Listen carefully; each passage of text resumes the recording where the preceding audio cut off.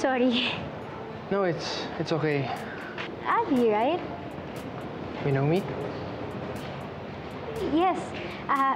Mariko. Pinsan ako ni Billy.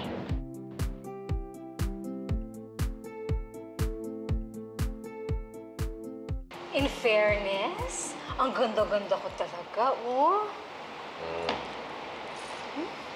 Diba? Tsaka talagang nag-concentrate talaga siya. It's really nice. Nice? Ilang nga sabihin mo, nice? After 20 years na wala kayong publicity, nice? Eh, so bali wala yung pagod na ginagawa ko rito.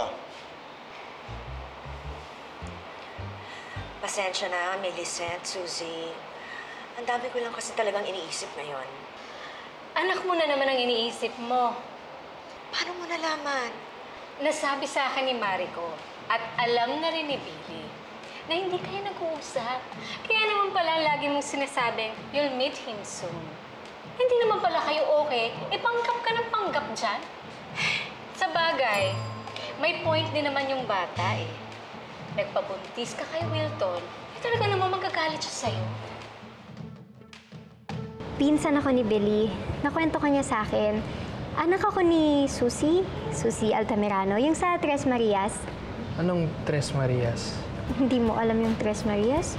Sorry, pero hindi. Singing group kasi yung Tres Marias, tapos 3 yung members nila. Yung mommy ko, yung mommy ni Billy, tsaka yung mommy mo. Eh, mahilig ka rin pala sa music, nakita ko.